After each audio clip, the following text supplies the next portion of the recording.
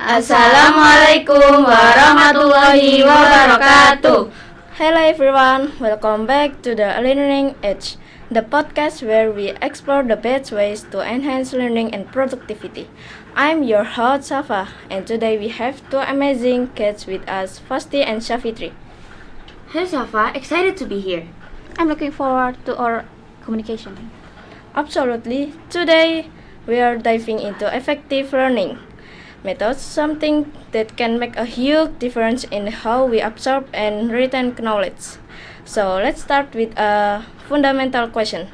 Why you choose the topic, the effective study methods? Of course, we choose this topic because it is useful for us. And will be the topic we need for our daily life because as a high schoolers, I found learning effectively is kind hard also, and it will provide a high demand for learning strategies and efficiency matters, and also scientific backing. Besides that, we also need versatility, like study method that we can apply at every field that in our daily school, like math, science, and everything like that, and also an IT like that. We need to. What do you think makes a learning method truly effective? Great question. I think an effective learning method is one that aligns with an individual learning style. I remember when I was in the elementary school, there is a test that will identify our effective learning method. And personally, I'm the visual learner, so it means I can learn effectively with a picture. But there's also my friends that can learn effectively with only audio, so with only listening she can learn many things. And also there's a kinesthetic where that prefers with experiments or practices. Finding what works best is the key for you. Yeah, I agree. When I back in junior high school, I was struggle to learn about science, and then my friends that she is smart, she can easily understand what the teacher said, and then I need to study it repeatedly in the home with active recall and something like that. Fantastic. Have you found any benefits from the methods you've chosen? Yes, of course, because I'm a visual learner, so I prefer learning with many pictures, and it helps me by giving more understandable learn. And with that, I also have an active recall at home, so it tests myself instead of just rereading that, and it can improve long-term memory retention and also helps identify weak areas that need more focus. And there's also space repetition. It reviews materials over increasing intervals. It also prevents cramming and burns out, and also strengthen memory over time. And the third, I see from the internets like TikTok or another platforms. Maybe all you already know about it, the Pomodoro technique. It also viral, also viral times ago. That is studying in short bursts with breaks. That also increase focus and prevents mental fatigue. It makes studying feel more or less overwhelming. Yeah, and then the next benefit are my favorite is Feynman technique, which is you can learn it and then make it shorter, like you teach it at the 5 years old children, which is you only need a simple kind of explanation at your brain, and then you can write it at some paper to remember what you write. And then interleaving or mixing different subject or types of problem, like it needs some problem solving skill, which is you need at your daily life, not only at daily life but also at your daily activities such as an exam. Yeah, of course it works differently for each people, so we need to know which the best that works for us. These are excellent points. Active recall and spaced repetition are actually backed By science. Could you both share some? So in my personal experience, the methods that effective with me is the visual learning. It makes me more attract if I learn with pictures that colorful, of course, and also reading books that not the school subject, maybe not the school books. I don't like reading school books. Maybe the books I get from the library, something like that. It makes me learn much more than from the school books and also from the internet. I think internet give many positive impacts, like giving me more knowledge. That's something I don't learn in school, and also maybe a little bit of course because I joined a course and also repetition at home.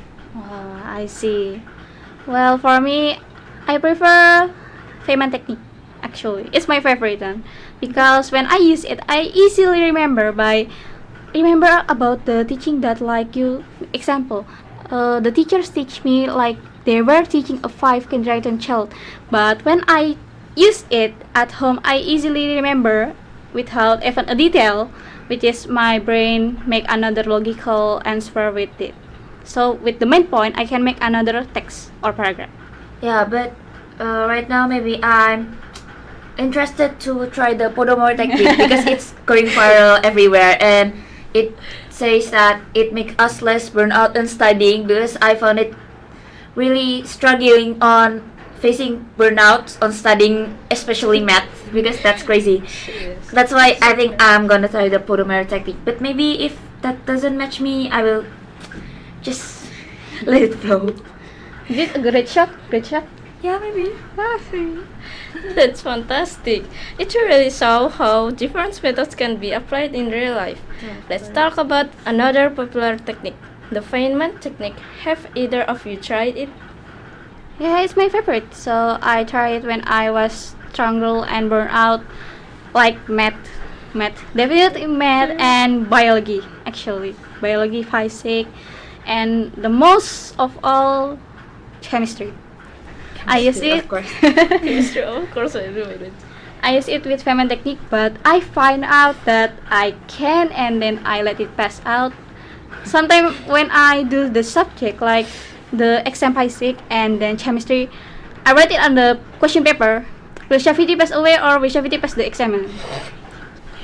That's funny. Yes. But I never tried the Feynman technique, so I really doesn't really know about that technique.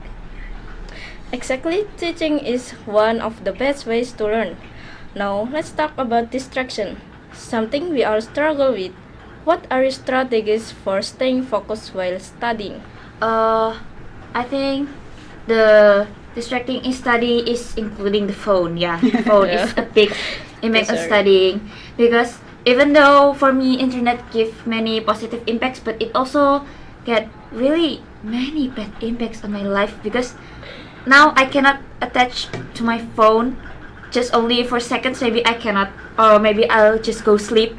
So the best technique if I want to study is put my phone away, anywhere so far away from me, maybe out of my room, or I don't know, turn it off or let it just empty the battery so I cannot play my phone, something like that.